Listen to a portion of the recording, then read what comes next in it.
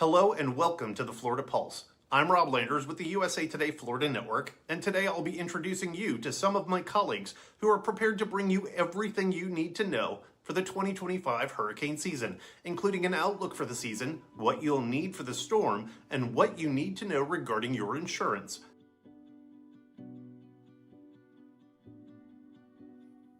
Hello, my name is William Hatfield. I'm the editor of the Tallahassee Democrat here for the last 10 years, and we've been blessed to work with Tallahassee founder of Weather Tagger, Dr. Ryan Truchelut, a meteorologist who has delivered forecasts for the USA Today Network Florida for easily more than 5 years now. And today we're going to be having a kind of deep dive into what to expect with the coming hurricane season. So, Ryan Truchelut, welcome. William, good to see you. Here we go again. And here we go again. So, hey, we're going to jump right in here. I mean, what can Florida expect this year after I have heard the term almost near apocalyptic year with hurricanes last year? Well, the general outlook for the hurricane season ahead for 2025 is tilting towards higher odds than normal of a busy season, but probably not a hyperactive season. So I don't think we're going to see the absolute onslaught of activity that we saw last hurricane season. I think if I had to lay the odds right now, I'd say there's probably about a 60% chance of an above normal hurricane season landing in the top third of historical seasons over about the last 75 years.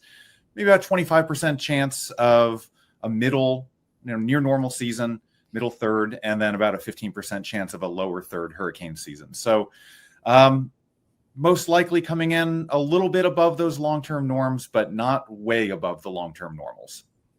So what are the differences that we are seeing, that you are seeing this year as opposed to last year when, of course, we dealt with Hurricane Helene, we dealt with Hurricane Milton, even Hurricane Debbie? I mean, Taylor County was just in the bullseye multiple times, and certainly the Panhandle got raked multiple times with Hurricane Milton and Helene. Right. So the key differences for the 2025 vis-a-vis the 2024 outlook is that we are simply not seeing the extreme, intense, way above average sea surface temperatures in the Atlantic's main development region in 2025 that we were in 2024. Sea surface temperatures in 2024 and 2023, for that matter, were a degree or two above normal, which is way above average, way outside the historical norms. And that warm sea surface temperatures, those warm waters were concentrated in areas where we have seen strong correlations between warmth prior to the season and then an active hurricane season to follow. So that was one part of the equation in 2024, was just that extreme warmth. The other side of the coin was on the Pacific side of things. We were heading for a La Nina event, which is when the waters of the equatorial Central Pacific are cooler than average. And that matters for Atlantic hurricane seasons because when we have an active or developing La Nina, we tend to have more favorable upper level winds over the Caribbean, the Gulf of Mexico, and the Western Atlantic, those bodies of water that are very close to the continental United States. So we get more and more destructive hurricane landfalls when there's a La Nina ongoing. Now, in 2025, neither one of those conditions are true anymore. The La Nina that developed in 2024 has faded out. We're now in neutral conditions in the Pacific, so neither an El Nino or a La Nina. And the waters of the tropical Atlantic near West Africa and even west of southwestern Europe that kind of matter the most are much cooler. They're a degree or two cooler this year than they were last year. Some of those areas are still a bit above average. Some are closer to normal, but they're not way outside the realm of normal. So, kind of both of those things, the Pacific side and the Atlantic side of the equation, both are kind of nudging that forecast a little bit in the above average direction, but they're not, blazing signals, clanging symbols of a impending hyperactive season by any means. What does that setup kind of portend for Florida specifically? And does your model kind of offer any kind of range of how many, strikes Florida itself may see? Sure. So, of course, what we care about as hurricane forecasters is not this kind of vague idea of how much activity happens in the whole Atlantic. What we care about are impacts. What we care about are the United States, Florida getting hit. What are our chances of seeing a busier than normal season from the perspective of impact? So a lot of what I do at Weather Tiger isn't simply oriented towards making those, overall seasonal forecasts. It's drilling down into those landfall risks, even at the regional scale. And again, the news here is cautiously optimistic.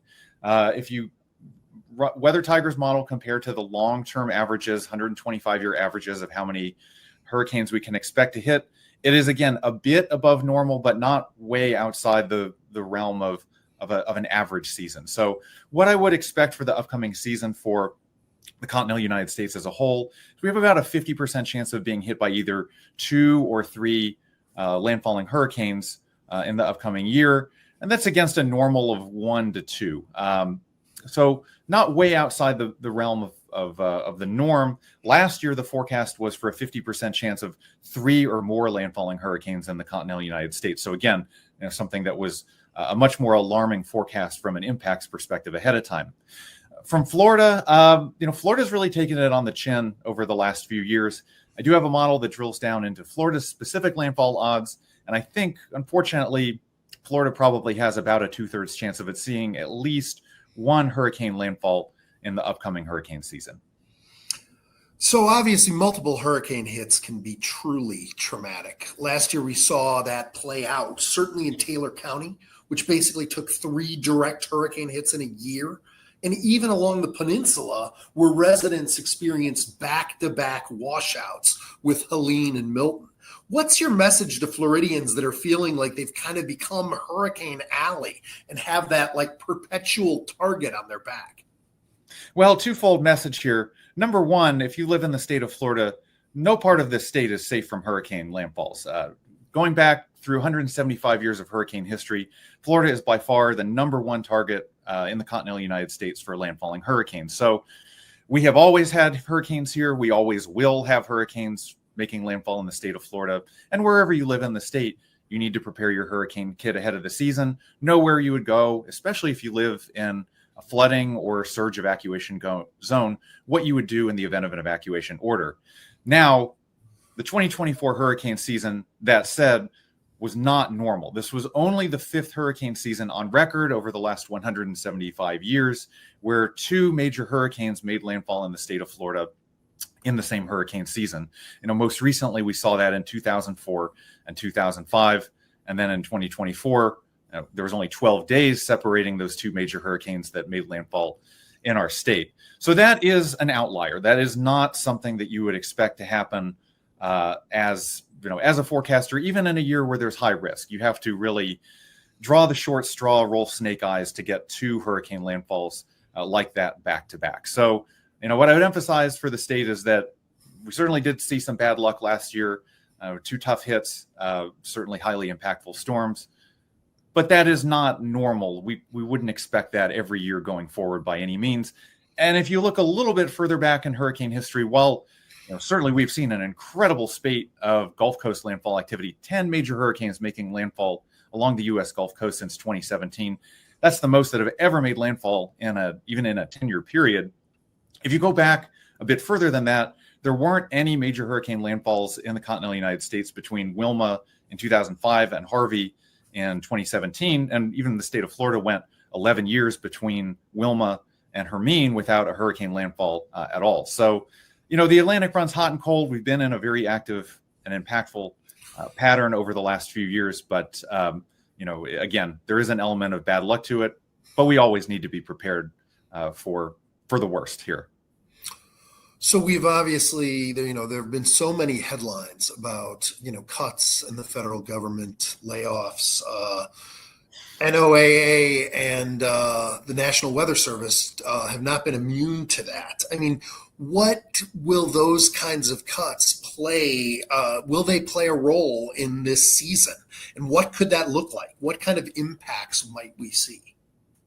Well, it's difficult to put too fine of a point on it because the threat to NOAA, the threat to the National Weather Service, and kind of the continual erosion and degrading of that organization's capabilities has kind of been happening in these unpredictable fits and starts. It seems like there's something new every week where there's, a data set or personnel cuts that are happening at some pretty critical junctures. So, my concerns as a forecaster here, I'm a private forecaster. I'm not a government employee, but everything I'm doing as a forecaster is very dependent on public data sets that are produced by NOAA, produced by the National Weather Service, observations that are being taken of upper level winds and hurricane hunter data that's going out and being gathered. And, that's irreplaceable. The private sector cannot replace that. So if you degrade and erode the observations that are being taken, the modeling capabilities that we have, it's going to make all forecasters worse, including me. Specifically, I'm quite concerned that we're not taking upper level weather balloon observations and some critical points in the Midwest and in Alaska, where studies have shown taking those observations gives us a clearer snapshot of the initial weather conditions to go into our forecast models and give us better forecasts down the road. Taking those observations in Alaska, that really improves the quality of our 2 to 5 day forecasting over the continental United States, where the ridges and troughs that steer hurricanes are going to set up. So I worry that the model accuracy will not be what it was because we aren't taking those good observations that we need to go into the models. And finally, another way that we've really degraded the National Weather Service is because we've lost so many personnel due to firing probationary employees or retirement packages. We're not fully staffing the National Weather Service offices that are located in high hurricane threat areas, such as Houston and Miami. These Weather Service offices are 30, 35 or more % below their target staffing levels. So, we're really asking the National Weather Service employees to try to stretch to cover, this with the staffing levels being low. We need to get those offices fully staffed so that they can do their job and put out the critical public safety information that helps keep us safe during hurricane threats. Pardon the pun, but obviously everyone is always looking for the inside track. Obviously, the National Hurricane Center is the ultimate source, but as a hurricane forecaster for the USA Today Network Florida, what is kind of your go-to source for models or for data or storm intelligence when building out forecasts and possible impacts that often even look beyond the NHC? Well, there's simply no magic bullet. There's no one source that is going to have the inside line on any particular storm. That's why I, as a forecaster, very much follow the kind of procedures of what the National Hurricane Center is doing. What the National Hurricane Center is doing is they're gathering data from a wide range of reputable sources of models that have been validated and verified as being good, accurate sources of information. So, on one side of the coin, you've got global models like the GFS, the European model. And then you also have hurricane physics specific models like HAFS that we've developed over the last 5-10 years that have really moved the ball forward on getting accurate predictions of intensity and those rapid intensification events that are unfortunately very common and really have an outsized impact on how much damage is done as a hurricane approaches landfall. So the most accurate models, the NHC kind of keeps tabs on which models are doing the best. And, the GFS, the Euro, HAFS, those all come out on top for single models, but nothing beats kind of a blend of all those models together, of looking at all those sources together. So that blended guidance, that's the best thing to look at lots of different sources and compare them over time. And then, of course, what the National Hurricane Center does such a great job of doing is keeping the forecast stable, keeping it consistent. So the NHC not only takes into account how accurate the forecasts are, but how much are they changing every 12 hours? And that's where the NHC forecast really comes out on top. It's not only the most accurate, it's also by far the most stable. So, what I would say here is that, I, as a forecaster, I'm taking into account all those different models. I'm taking into account observations from satellite, from hurricane hunter data. And you just want to have that good data, as many different sources of it as possible. Make sure the real world and the model world are in good agreement. Look for, differences in between them. And I know that's what the National Hurricane Center is doing, and it's what I'm doing for my work as well. All right. Well, I would like to thank Dr. Ryan Truchelut. He always ends with "keep watching the skies," and we certainly will be. through this hurricane season, and we are glad that you will be with us through that. All right, William. Well, I'll say the line. Keep watching the skies. Nice. Coming up next, Florida Today's John A. Torres finds out what residents need to pack in their go bags from the Palm Beach Post, Kimberly Miller.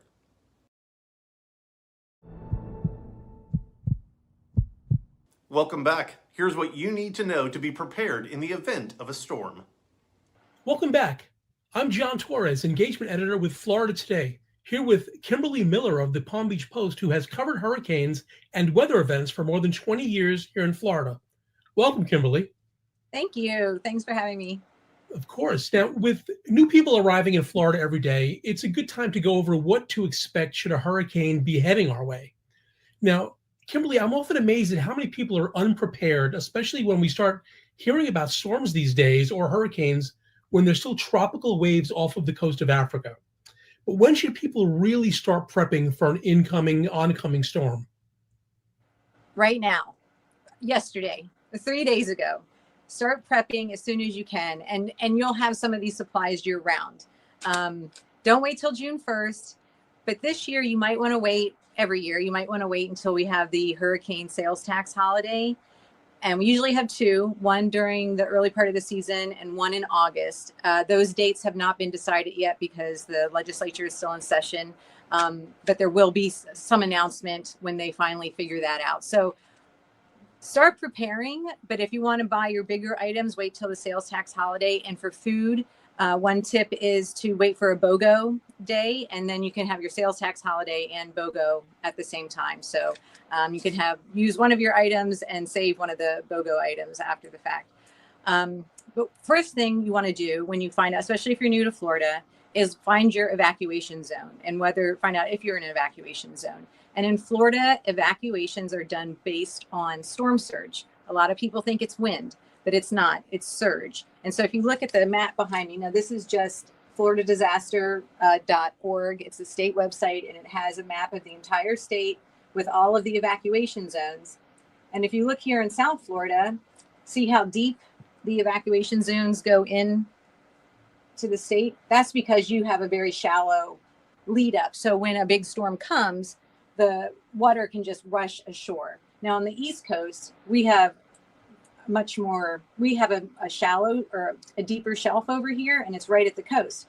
So we don't have the same kind of storm surge concerns, although we do have inlets. So like up here in Jupiter, if you're on an inlet, if you're on the water, even if you're inland, you would want to make sure if you're in an evacuation zone.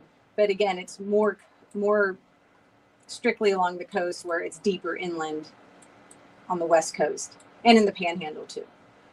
So that's number one. Find out if you're in an evacuation zone. And if you are, and if you're asked to evacuate. Those decisions to evacuate are not made easily. They are made with the National Weather Service, with the National Hurricane Center. The forecasts are gone over, and it's based on the storm that is coming. It's not based on what previous storms have done. They know what is happening with the wind and the waves and the wave motion, and you should evacuate regardless. If you're not in an evacuation zone, then that's the hard part. You have to decide if your house can withstand the storm. So you do have to make some decisions here. If you're not in an evacuation zone, do you have hurricane glass windows? Do you have a newer roof? Was your house built after the Hurricane Andrew codes went into effect? Because Florida has some of probably the strongest codes in the country for hurricane and for disaster codes. So decide that.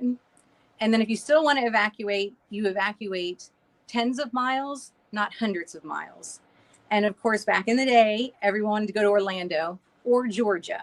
And I don't know if anybody was here during Irma, but Irma fooled us quite a few times. First, it was coming east, and then it was coming west. And I had friends on the East Coast who went over to Fort Myers and came all the way back to the East Coast.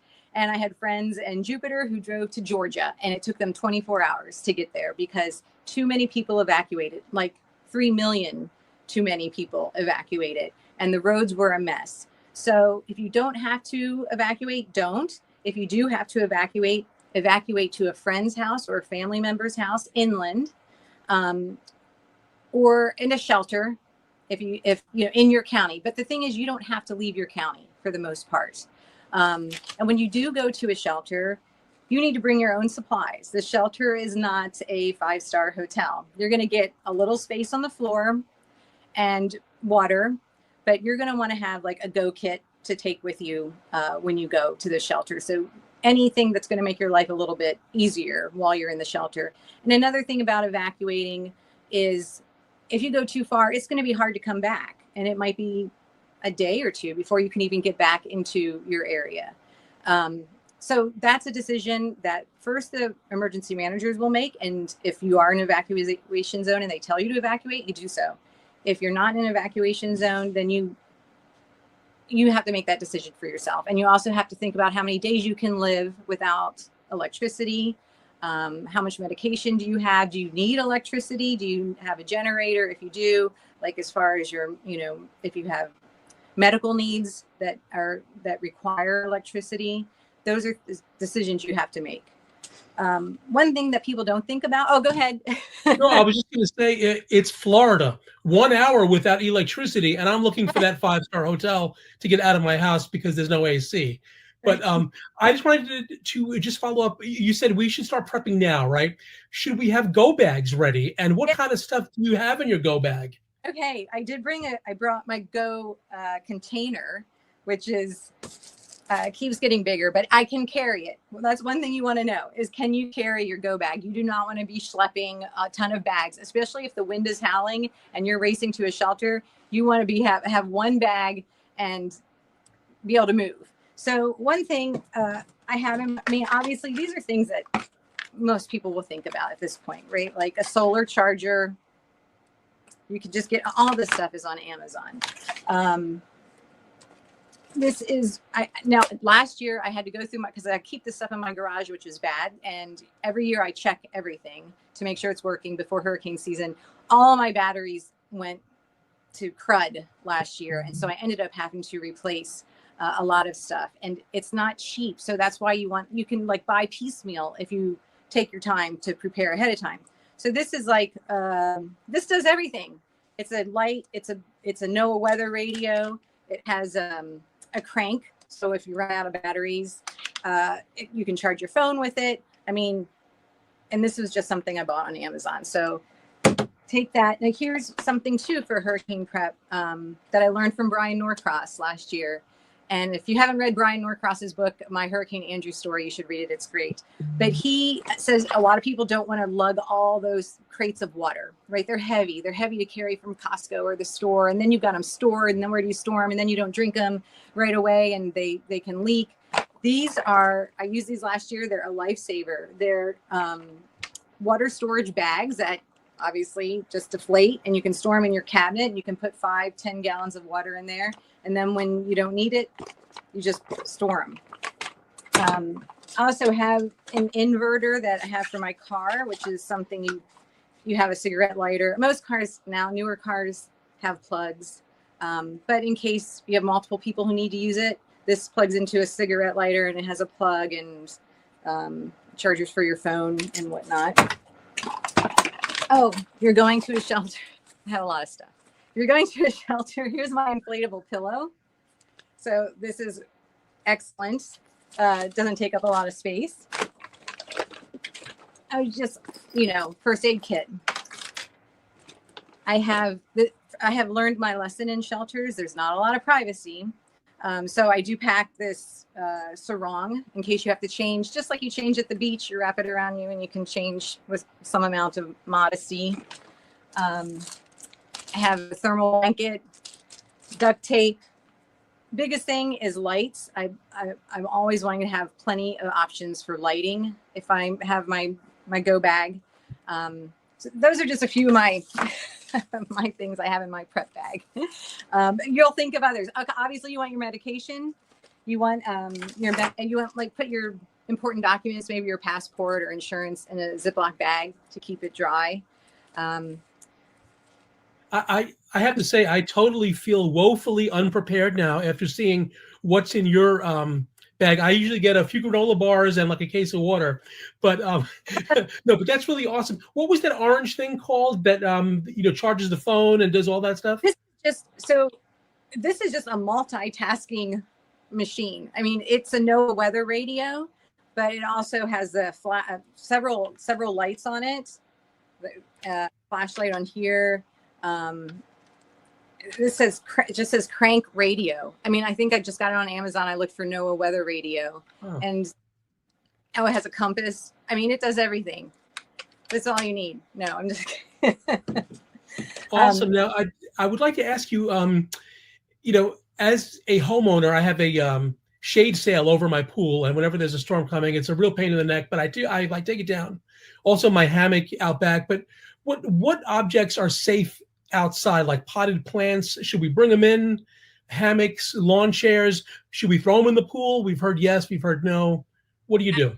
I bring them inside. I mean, they're going to be, and it also depends on the storm, right? I mean, you'll have a pretty good sense of what you're going to be getting probably a day ahead of time. So if it's a category 5, everything goes inside, right?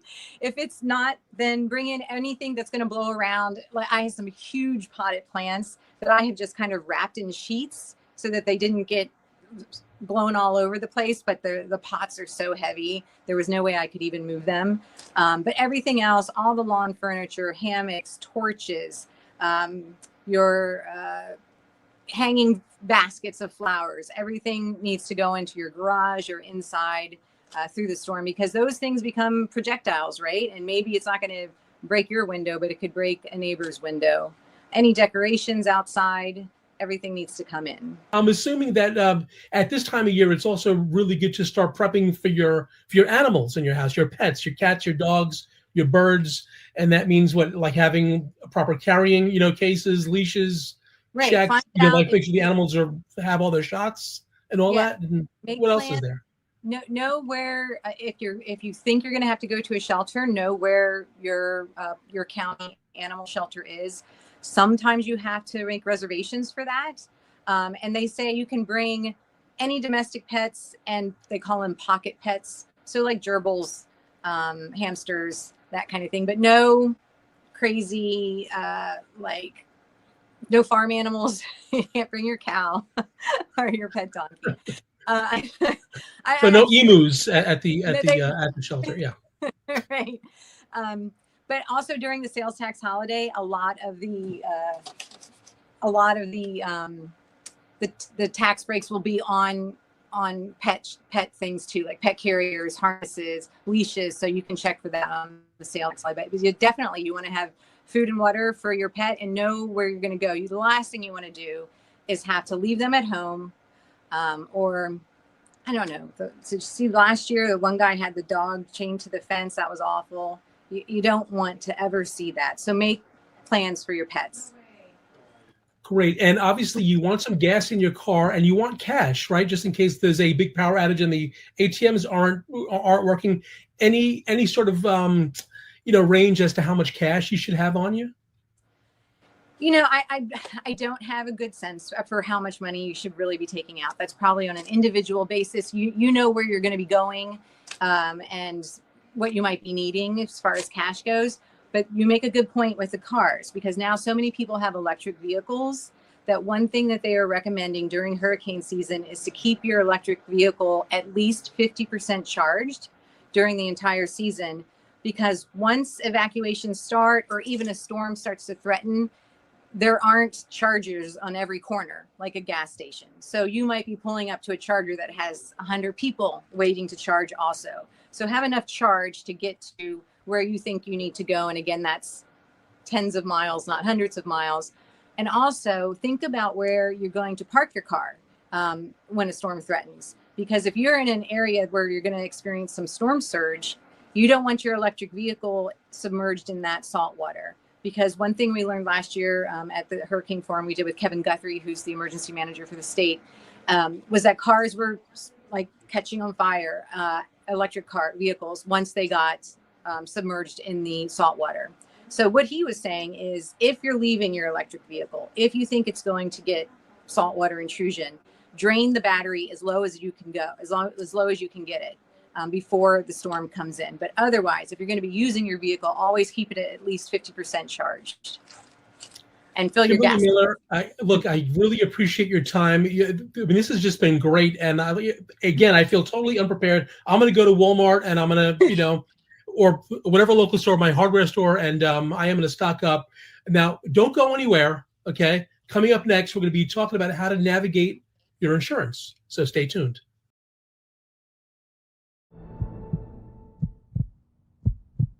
Welcome back to the Florida Pulse. Do you have questions about hurricane insurance? We've got some answers.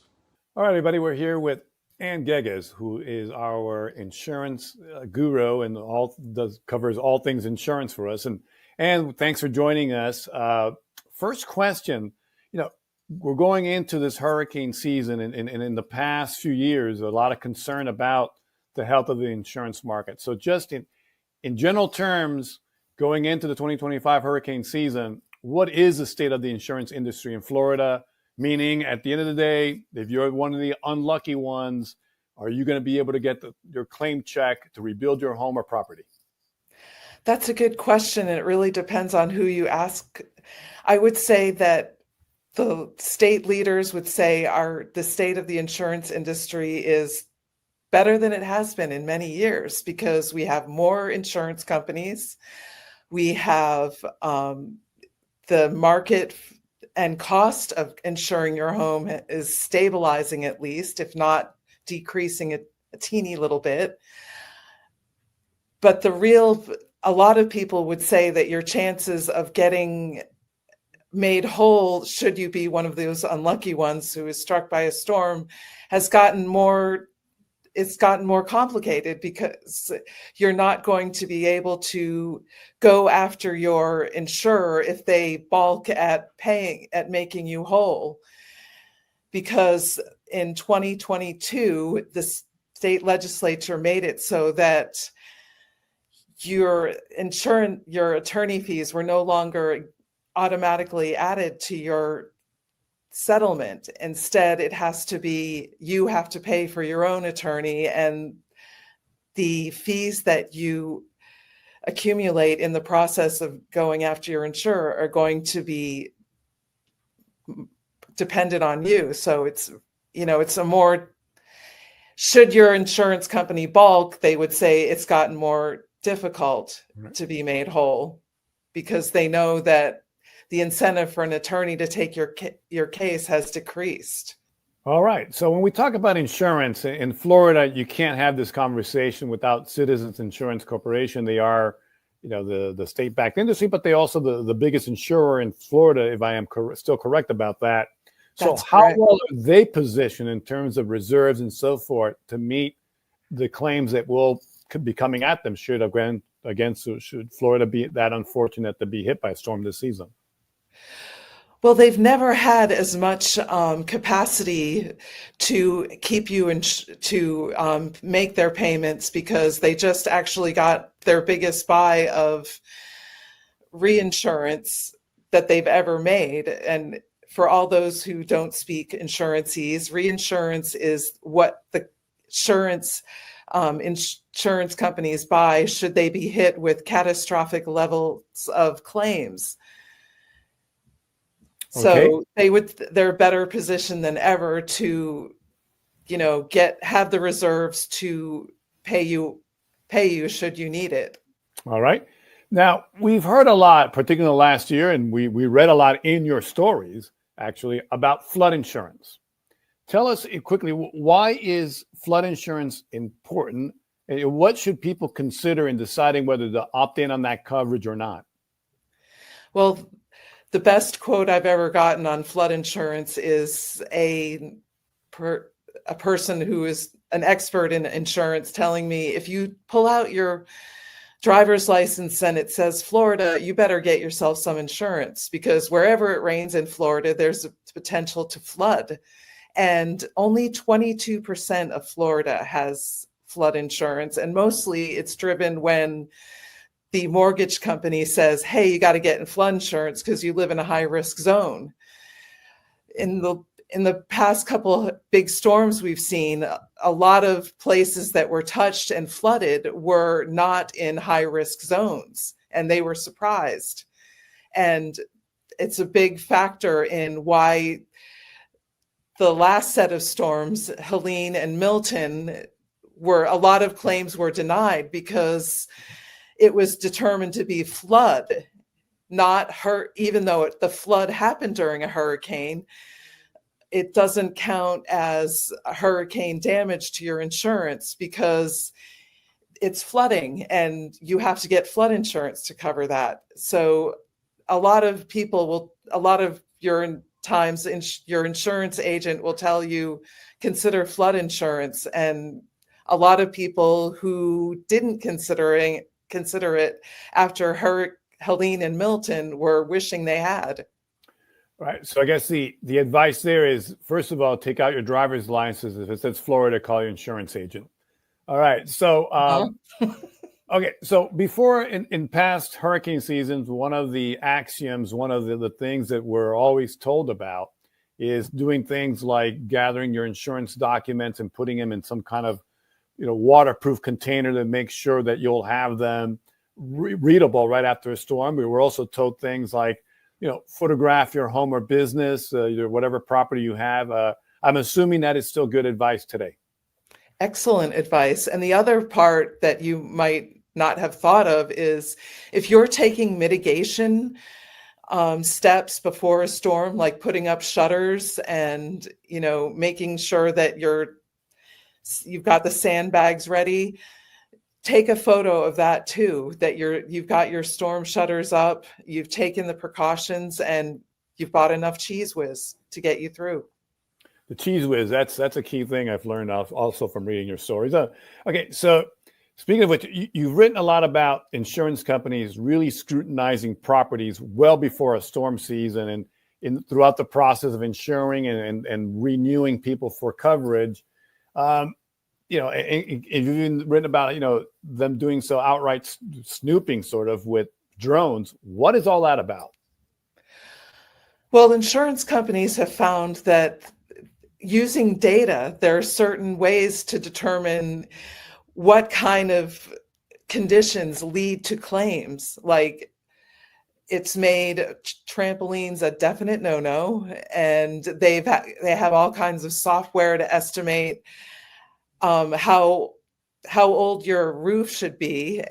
And I mean, even though you see no damage, if it reaches that part where the software says they are in danger of being a claim, you're going to get your insurer telling you replace that roof, even if it doesn't look like it needs it. Because actuarially, the data shows that roofs over a certain age in Florida are going to have a claim. So they want to stop claims before they happen. And that means a lot of the onus is on the homeowner more than in the past, just because we have all this data about what makes a claim.